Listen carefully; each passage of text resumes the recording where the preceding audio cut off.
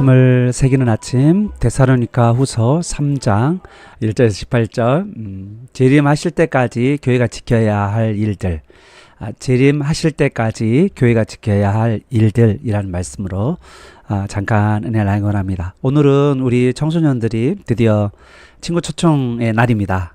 우리 친구들도 기도하고 교회에서도 기도하고 또 많은 분들이 함께 마음을 모으고 있습니다. 우리 아이들이 오늘 아침 이 시간에 기도하는 가운데서 친구에게 또 전화하고 또 데리러 가서 함께 또 모시고 오는 VIP니까 정중하게 모시고 오는 우리 모두가 되기를 축복합니다.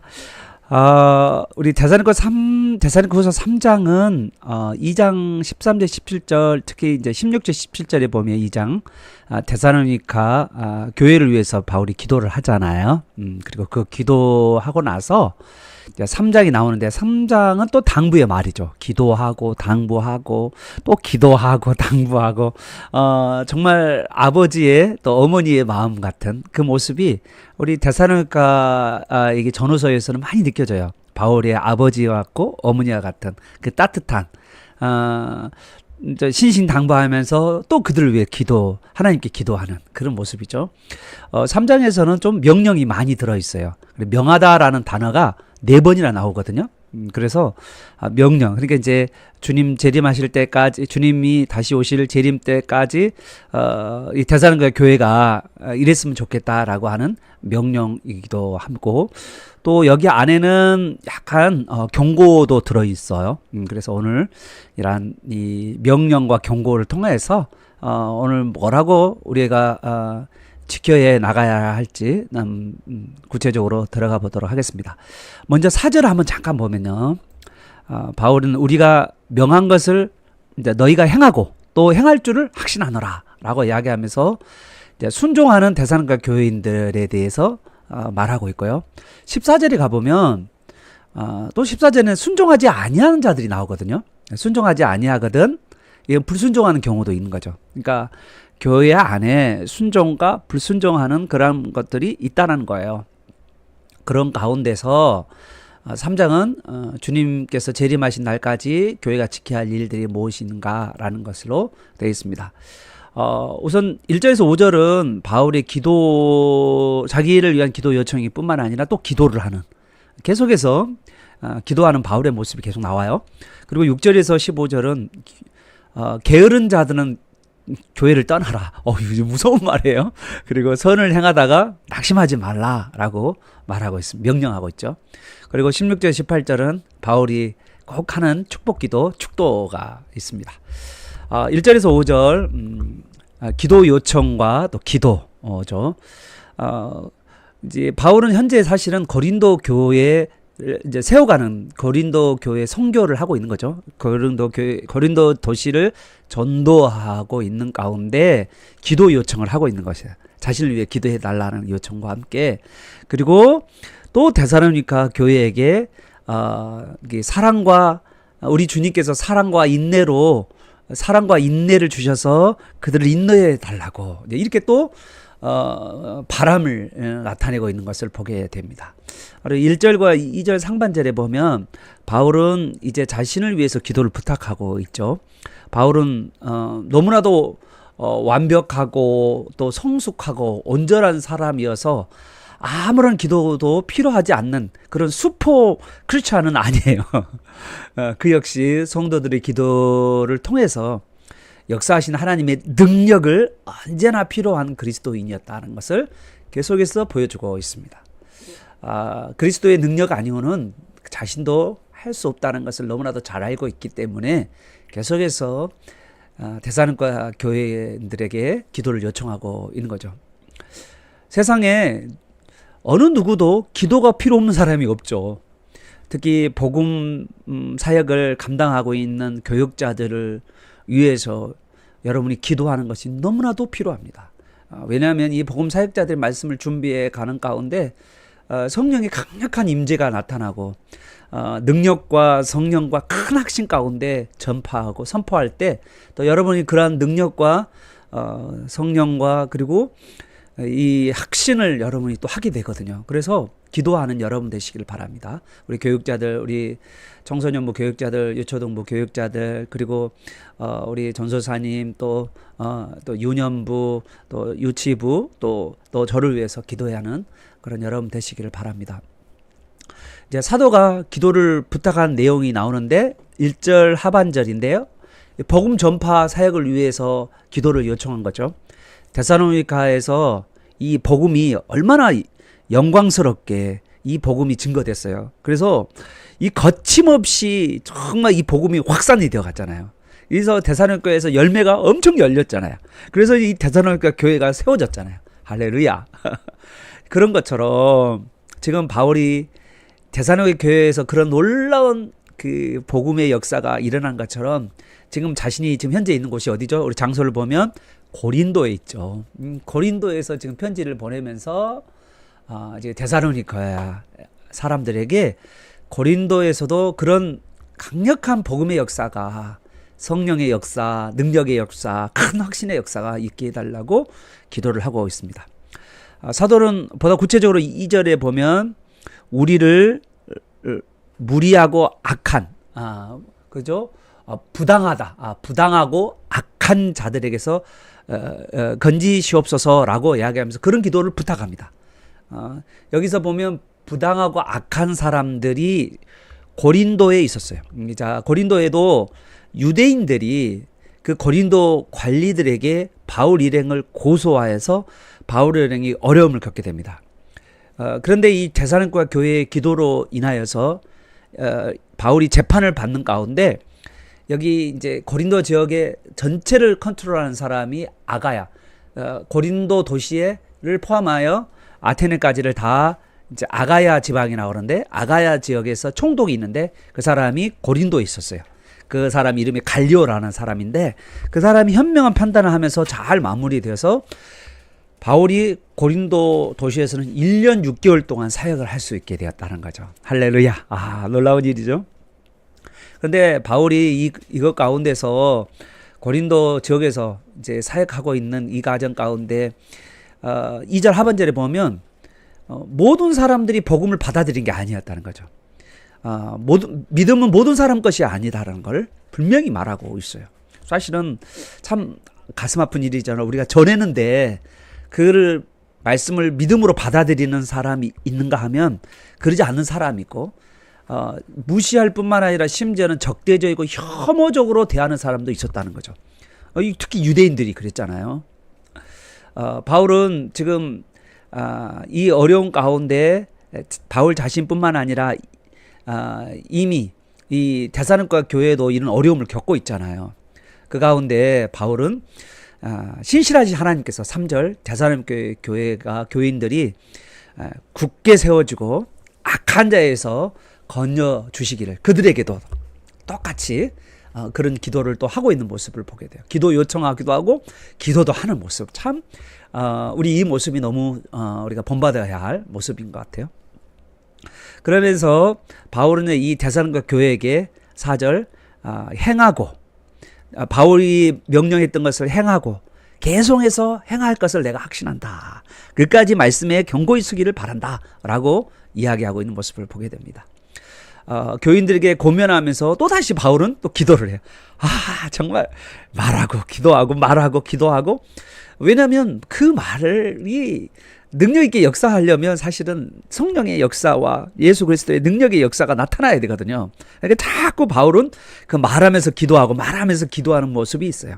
우리의 삶 가운데서도 이렇게 자녀들에게도 우리가 또 어린 자에게 되고 말하면서 기도하는 그런 여러분 되시길 바랍니다. 특별하게 5절에 주께서 데살로니가의 마음을 인도하사 특히 지금 어려움 중에 있잖아요. 데살로니가 교회가 그런 가운데 유대인의 핍박 가운데 힘든 가운데 하나님의 사랑과 그리스도의 인내가 그들에게 들어가기를 바라는 거죠.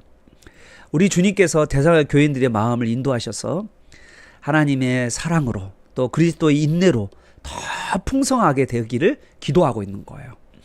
하나님의 사랑이 젖어서 예수 그리스도의 십자가까지 참고 견디셨던 그 인내가 데살로니가 교회인들 안에 풍성해진다면 자연히 그 하나님의 사랑과 그리스도의 인내로 말미암아서 데살로니가 교회 안에 자연히 사랑이 풍성해지고 또 인내하는 것이 나타나게 될 거라는 거죠.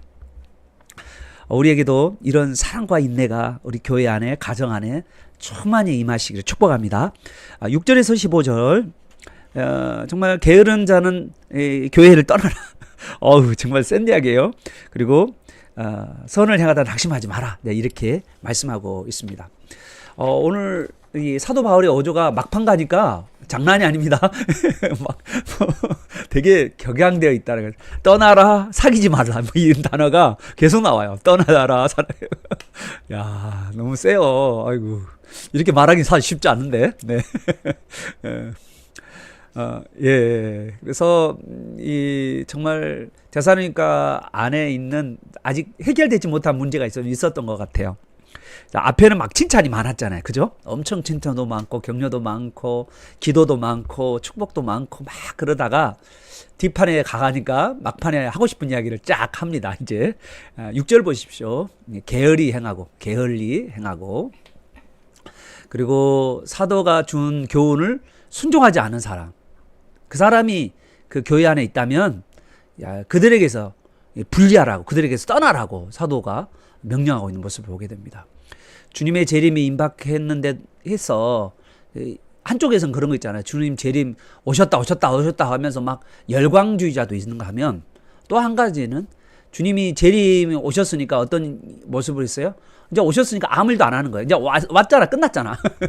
그래서 아무 일도 안 하는 게으른 신앙생활을 하는, 그리고 다른 사람에게 기대면서 살아가는, 다른 사람이 비빌쳐 살아가는 그런 모습이 있었다는 거죠. 일도 하지 않으면서 다른 사람에게 비대면서 11절 오히려 일을 만드는 사람들이 있었다고 말하고 있는 것입니다. 바울은 그러한 자를 교회에서 내쫓으라고 명령. 무서워. 되게 무섭죠. 이게 이제 권징이라고 그래요. 교회 안에서 교회 안에 신앙의 말씀에 순종하지 않고 합당치 않은 사람들에게 교회에서는 징계를 하라고 이야기하는 거죠. 쫓아내는 것은요, 출교라고 그래요. 그래서 이거는 사실은 마지막에 하는 단계고요. 그 전에도 뭐 수찬 정지도 있고 여러 가지가 있어요. 뭐 이렇게 어떤 분은 특히 주기철 목사님 하고, 주기철 목사님 이제 평양에서 목회할 때 평양에 아주 유명한 장로님, 조만식 장로님이라는 분이 계셨거든요. 그 조만식 장로님이 어느 날 예배를 늦게 왔어요. 장로님 늦게 오니까 주기철 목사님께서 뒤에 가서 서 있으라고. 이것도 뭐냐면 징계예요. 뭐냐면 다른 사람들에게 경고를 하는 거죠.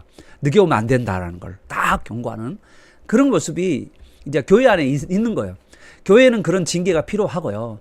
그런 징계를 하지 않을 때 교회 성도들은 방자하게 되는 거고, 그 신앙이 뭔지를 잘 모르고 있는 거죠. 어떻게 신앙생활인지 모르는 그런 일들이 생기는 것입니다. 비록 사도 바울은 그들을 형제로 여겼어요.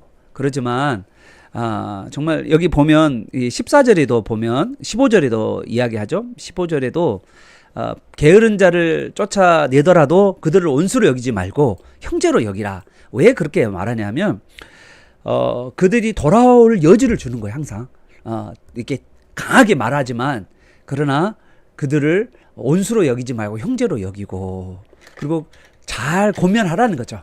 그래서 그 사람이 그의 삶의 방식을 회개하고 돌이켜서 다시 주의 형제로 살기를 바라는 마음이 이 안에 들어 있는 것입니다. 그냥 무조건 내쫓아라, 사귀지 말라, 그런 말이보다 그게 잘못됐다라는 것을 경고하는 거예요. 그리고 돌아오기를 바라는 그 모습이 있습니다. 그러면서 이제 데살로니가 교회 성도들을 의식해서 8절 9절 보시면, 데살로니가 교회에 있을 때 데살로니가 교회에서 자기가 바울이 살해를 당연히 받아야죠. 그런데 자기는 살해를 받지 않았다는 거예요. 그러면서 뭐냐면 직접 일하고 그리고 수고해서 자신의 생활비를 충당했다라고 8, 9절에서 말하고 있습니다. 사도는 이 복음 처음 전할 때 성도들한테 10절에 보면 일하기 싫다면 먹지도 말라라고 이렇게 말씀을 하였어요. 사도는 이렇게 다시 이렇게 말하면서 12절에 보면 스스로 일하면서 자기 양식을 벌어라 라고 지금 권면하고 있는 것입니다. 그리고 다른 편 13절에서는 형제들에게 이렇게 선을 행하는 하다가 여러분 생각해 봐요. 뭐 이렇게 막 빌비터서 계속 그렇게 막 있으면 정말 이제 교회는 섬기잖아요. 섬기는데 정말 이게 이러다 보면 나중에 가면 짜증도 나고 지치기도 하고 낙심도 되잖아요. 그래서 낙심하지 말라. 선을 행하되 낙심하지 말라라고 이렇게 권면하고 있는 모습을 보게 됩니다. 사랑하는 여러분, 우리도 각자 자신의 일에 정말 주님 오실 때까지 최선을 다하고 정말 성실하게 살아가는, 그러면서 예수 그리스도 안에서 성도들을 사랑하고 또 인내하고 또 섬겨가는, 그래서 권면하고 또 격려하는 그런 일들을 계속해서 해나가는 우리 모두가 되기를 축복합니다. 우리 16절에서 18절은 축복기도 축도입니다. 16절에 평강의 주께서 친히 때마다 일마다 너에게 평강 주시고 주께서 너의 모든 사람과 함께 하시기를 원하노라. 아멘. 우리 주께서 우리와 함께 하시기를 원합니다. 아멘. 우리 5절에 보면 이제 그리스도의 인내의 이야기를 좀 했었잖아요. 그런데 이 서신의 마지막에 가니까 평강의 주님에 대해서 이야기를 해요. 교회 안에 필요한 건 뭡니까? 가정에 필요한 건 뭡니까? 평강의 주시죠. 이 평강의 주님께서 데살로니가에 평강 주신 것처럼 우리 교회도 우리 평강의 주님께서 평강 주시고 우리 성도님 가정, 여러분의 가정 안에 주님께서 평강 주시고 또 마음에 평강을 주시기를 축복합니다. 이 서신을 마치면서 17절에 보면 그 2장 2절에 가보면 바울이 편지를 보냈다라고, 뭐 주님이 이미 오셨다고 편지를 보냈다는 사람들이 막 가짜 편지를 들고 막 이랬잖아요. 그거를 보고 바울이 17절에 보면 자기가 친필로 이걸 썼다 이렇게 이야기하면서 이건 진짜야 이렇게 말하고 있는 모습을 보게 됩니다.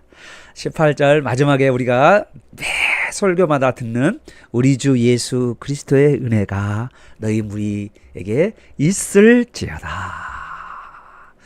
우리 주님께서는요, 우리 예수 그리스도는 어제나 오늘에 영원토록 동일하시잖아요. 바울과 함께했던 우리 주님께서, 바울에게 은혜를 주셨던 그 주님께서 데살로니가 교회에도 은혜를 주시고 이제는 우리 사랑하는 우리 함께하는 풍성의 성도님, 우리 풍성교회 성도님에게도 함께하실 줄로 믿습니다. 우리 주님께서 함께하시기 때문에 여러분이 선을 행하다 낙심치 아니하고 복음의 법톤을 정말 붙들고 열심히 다름질해서 복음의 전달자로서 살아가는 저와 여러분 되시기를 예수 그리스도의 이름으로 축원합니다. 아멘.